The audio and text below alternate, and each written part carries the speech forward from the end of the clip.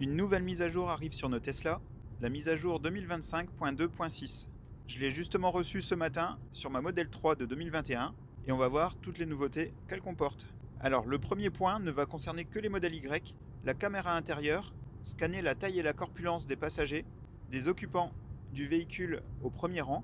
Dans quelques mois ils le feront pour les rangs arrière, dans le but d'augmenter la sécurité lors d'un accident ou d'un choc, fonction de la taille des passagers et de l'orientation du choc, la tension des ceintures et le déploiement des airbags va s'adapter par rapport à ceci. Le deuxième point, c'est l'activation du préconditionnement dès que vous mettez dans le GPS l'adresse d'une borne de recharge.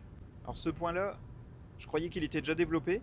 J'ai déjà vu dans les commentaires certains qui me disent que ça fonctionne, d'autres qui disent que ça fonctionne pas. Bon là, à partir du moment qu'on met une adresse de borne de recharge, même si elle n'est pas référencée, pour les charges rapides bien entendu, ça va lancer le préconditionnement automatique. Alors là, sur tous les modèles aussi, on va maintenant avoir un bip lorsqu'on recule.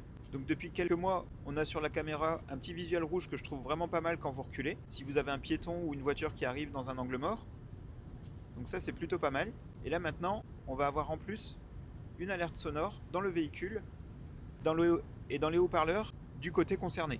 Donc si vous avez un piéton qui arrive dans l'arrière droit, vous aurez un bip au niveau de l'haut-parleur arrière droit. Donc ça c'est pour augmenter la sécurité, c'est pas mal parce qu'on n'est pas toujours le nez rivé sur l'écran.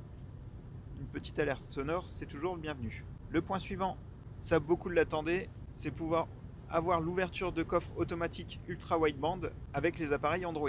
Depuis plusieurs mois, les téléphones Apple ont cette fonctionnalité. Sur Android, ça s'est fait attendre. Et donc là, c'est pas avec la technologie Bluetooth, c'est avec l'UWB, l'ultra wideband. Ils arrivent à savoir précisément où est le téléphone, et donc il faut se positionner derrière le coffre, ne plus bouger et attendre quelques secondes et le coffre s'ouvre. Ça fonctionne beaucoup mieux que le pied sous le pare-choc, donc c'est le bienvenu aussi.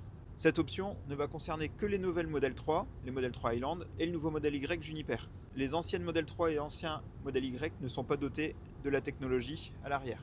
Ne sont pas dotés de la technologie. Oui, une autre nouveauté plutôt sympa, quand vous allez faire une session de supercharge, maintenant il va vous afficher dans l'écran de la voiture le récap de la charge. Donc vous allez avoir le prix et le nombre de kilowattheures que vous avez rechargé. Le point suivant, donc vous voyez que, alors je vais avoir la réflexion, c'est sûr, dans les commentaires. J'ai effectivement la pression des pneus.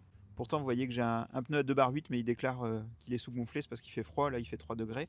Et bien maintenant, vous allez avoir la recommandation de pression de vos pneus. Donc comme ça, vous allez savoir si vous êtes en dessous, si c'est bien gonflé. Il me semble, si je dis pas de bêtises, que sur le modèle Y, c'est 3 bars.